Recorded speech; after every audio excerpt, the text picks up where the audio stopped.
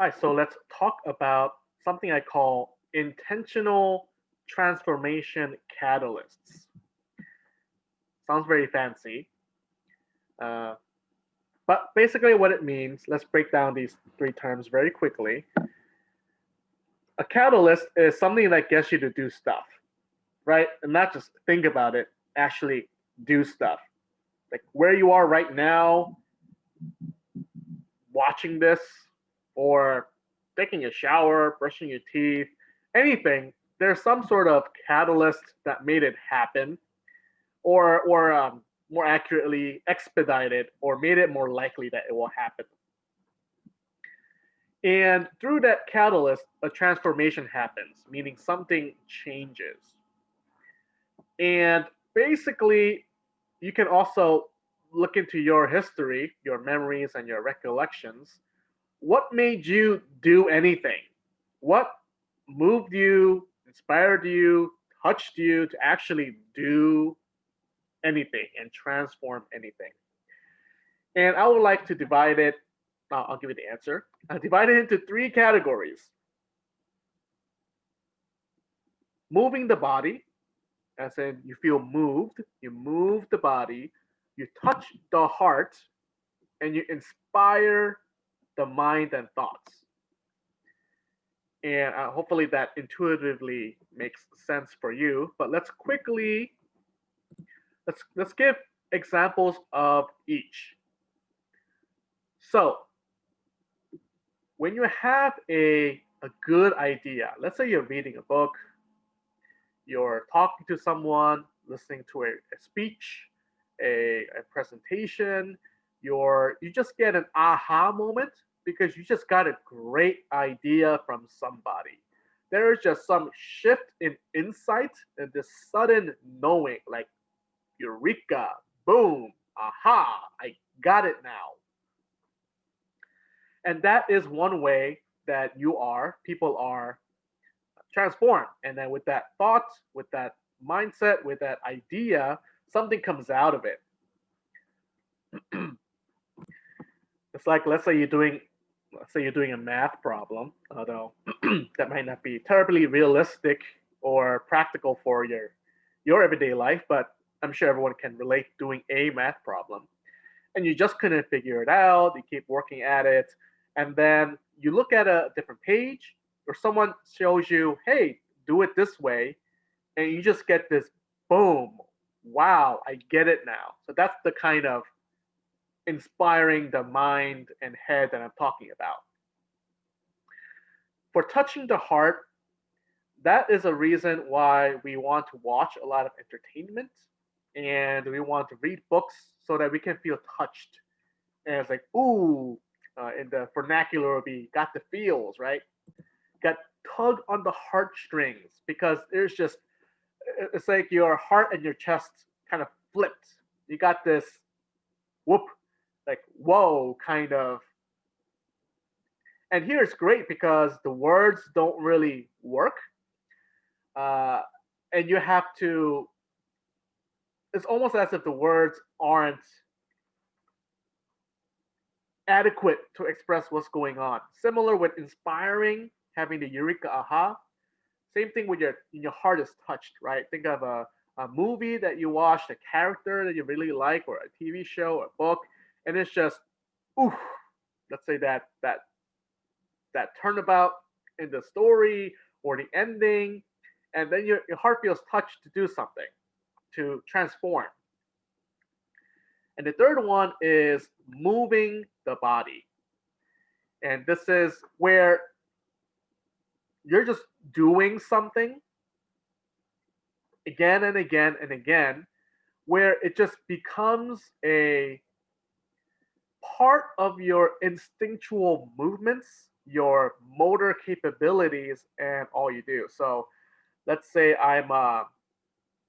you learn to play an instrument. Yes, you can think about it as much as you want, but it's really that practice and doing that eventually gets digested and assimilated to who you are. And that is that movement of the body that causes transformation. Okay, so we have these three ways of transformation: catalyst, catalyzing transformation. But here's the thing: most of the time, we can't control when it happens, meaning they just kind of happen when they happen, and sometimes we can't control it. And you can't really force it to happen either, because then it's not an authentic, real transformation. But once you realize that transformation happens one of these three ways, you can call it even a shock. You got a certain sort of shock or revelation or aha, eureka, a pull, a tug, and etc. You can then place yourself and strategize to see what it is that transforms you the most. Is this something really intellectual and heady? Is it about just getting in the grind and, I don't know, running, doing push-ups, or is it experiencing some sort of very heartful, whatever it may be? And if you're only doing one of these things, let's say you work out endlessly, but you don't pursue any sort of intellectual aha or heartful touching, then you're less likely to really transform and develop more well-roundedly. Then you get stuck. Similarly, if you're just chasing after these pulls of your feelings, then you also are going to get stuck.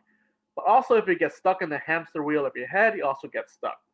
So the trick, the technique is to go between these three. Do all of them in the balance that works for you. Now there's a more deeper trick, figuring out how that works for you. But that, for me, learning either your Myers-Briggs indicator type / Jungian typology type or your Enneagram type really helps you figure out which transformative way are you most likely to avoid / need / over rely on.